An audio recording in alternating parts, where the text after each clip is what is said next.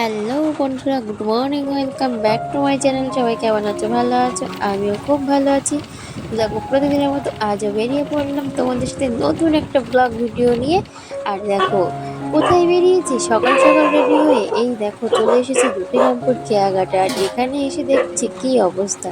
এখানে হঠাৎ করে একটা অচেনা মতো পাগলের দেখা মেলেছে। এই যে দেখো, এই মানুষটা যে পাগল না আদৌ ভালো মানুষ সেটা বোঝা কিন্তু যাচ্ছে না। এখানে বেশ কিছু লোকজন কিন্তু এই মানুষটা নিয়ে কথা বলছিল, আর সবাই কিন্তু কিছু কিছু মনে মনে পরিকল্পনাও করছিল। তো আমিও সেটাকে ক্যামেরার মাধ্যমে বন্দি করে তোমাদেরকে দেখালাম। এই যে মানুষটা দেখছো, এ যে কোনো জায়গায় গিয়ে হঠাৎ হঠাৎ করে দাঁড়িয়ে পড়ছে, কিছু দেখছে, কিছু বলছে না, চুপচাপ সেখান থেকে চলে আসছে, এরকম একটা বিষয়। দেখো, তারপরে আমরা চলে আসলাম, কারণ আমরা আজকে বেরিয়ে পড়েছি কলকাতায় যাওয়ার উদ্দেশ্যে। আর তার জন্য কিন্তু আমরা বেরিয়ে এসেছি রুপিরামপুর খেয়াঘাটে। আর খেয়াঘাটে এসে দেখছি খেয়া বোট তো ওপারে ছিল, এখন দেখছি অলরেডি চলে এসেছে। তো আমরা খেয়া ভাড়া দিয়ে তারপরে কিন্তু বোটে উঠবো। আর দেখো, এখান থেকে কলকাতায় যাওয়ার জার্নিটা আজকে তোমাদের সাথে শেয়ার করব। তো ফার্স্ট আমাদের এখান থেকে আসতে গেলে কিন্তু আমরা যেহেতু বাড়ির গাড়ি নিয়ে এসেছিলাম, সেই জন্য স্কুটিটা এপারে রেখে দিয়েছি। এই জন্য আমাদের এপারে আর গাড়িতে উঠতে হয়নি। কিন্তু তার পরপরই কিন্তু এখান থেকে নদী পার হতে হবে। আর হ্যাঁ, শুধু কিন্তু একটা নদী না, পর পর দুটো নদী পার হতে হবে, তারপরেই তো যেতে হবে। তবে প্রচুর ট্রাভেল, এখান থেকে যাতায়াত করার জন্য ভীষণ সমস্যা। দেখো, আর নদীগুলো কি বড় বড় বড় বড় নদী পার হয়ে তবেই না যেতে হবে। আর সেরকম পরিমাণে নদীতে কিন্তু তুফানও হচ্ছে, তোমরা দেখতে পাচ্ছ। তো ফাইনালি গল্প করতে করতে আমরা পৌঁছে গেছি এপারে। আর এপারে এসে দেখো, এপারেটা পুরো ব্রিজ করা। এটা হলো আমাদের জটিরামপুর খেয়াঘাট, তারপরে আসা হলো মানে আমাদের গোসাবা পাড়ে। এই যে দেখো, এবারে চলে আসলাম গোসাবা পাড়ে। আর এখান থেকে কিন্তু বেশ অনেকটাই হাঁটতে হবে। আর তোমরা যারা আমার লাইভে ছিল তারা তো দেখেইছো কতটা পরিমাণে এখানে হাঁটতে হয়েছে বা কতটা পথ আমরা চলেছি হেঁটে। তারপরে গিয়ে কিন্তু আমরা গাড়িতে উঠেছি। তো বন্ধুরা, আমার লাইভে আসার জন্য তোমাদের অনেক অনেক ধন্যবাদ, থ্যাংক ইউ। তো তারপরে দেখো, এপারে এসে মাত্র গাড়ি পেয়ে গিয়েছি। আর গাড়ি পাওয়া মাত্রই কিন্তু আমরা সঙ্গে সঙ্গে উঠে পড়েছি গাড়িতে। তো গাড়ি আর কিন্তু দেরি করলো না, গাড়ি ভাইয়া কিন্তু সাথে সাথেই গাড়ি ছেড়ে দিল। তো দেখো, এখানে কত কত গাড়ির লাইন দেওয়া আছে। এখানে কিন্তু গাড়ি ঘোড়ার কোনো অসুবিধা নেই, যখন তখন কিন্তু সচরাচর সবসময় গাড়ি পাওয়া যায়। তো দেখো, আমরা যেহেতু একটা ইঞ্জিন ভ্যানে উঠে পড়েছিলাম। আর এই যে দেখো, যেতে যেতে দেখছি রাস্তাটা আরও অনেক বড় হচ্ছে, এদিকে সবুজে সবুজে অরণ্য, সবাই গ্রামের মধুরা কাজ বাজ শুরু করে দিয়েছে।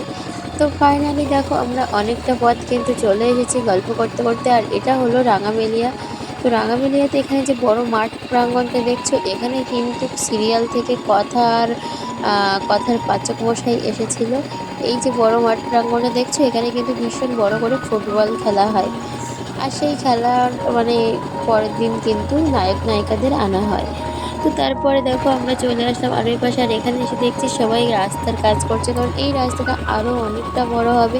ঠিক যেমন কলকাতা শহরের রাস্তা, বড় বড় রাস্তা, বড় বড় ব্লক দেওয়া, ইট দেওয়া, ঠিক তেমনভাবেই কিন্তু রাস্তাঘাট তৈরি হবে। আর সেরকম পর্যায়ে কিন্তু কাজ চলছে।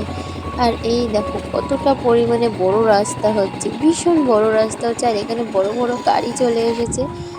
তো ফাইনালি আমরা চলে আসলাম গোসাবা বাজার। আর এই দেখো, গোসাবা আসা মাত্রই দেখো দেখছি এখানে তো লোকের ভিড় আর সারাক্ষণ হুড়োহুড়ি। তো তারপরে চলো আমরা যাব ভেতরে, কারণ এখান থেকে হেঁটে গিয়ে তারপরে আমাদের নদী পার হতে হবে। আর এটা হলো আরও বড় নদী, কারণ ওই নদীটা যেরকম ছিল তার থেকে এটা হলো আরও বড় নদী। তো তারপরে দেখো, ফাইনালি আমরা চলে আসলাম খেয়া বোর্ডের কাছে। আর খেয়া বোর্ডে আসা মাত্রই কিন্তু আমাদের খেয়া বোর্ড ছেড়ে দিয়েছিল। আর দেখো, এখানে কত কত মানুষ সারাদিন চলাফেরা করে, প্রচুর মানুষ এখান থেকে যাওয়া আসা করে, প্রচুর প্রচুর। তো দেখতেই পাচ্ছ অলরেডি কিন্তু দুটো বোট এখানে এসে জমা হতে হয়ে আছে। তো তারপরে দেখো, মাঝি ভাই চলে আসলো, বোট ছেড়ে দিল। এই যে দিনে এদের যে কত কষ্ট হয় সত্যি, রোদ বৃষ্টি ঝড় বরিশাল যাই হোক না কেন, ওরা এইভাবেই থাকে। দেখো, না আছে একটা ছাউনি, না আছে কোনো কিছু। তো যাই হোক, এদের খুবই কষ্টকর জীবন, এটা আর কি বলবো, তোমরা দেখতেই তো পাচ্ছ।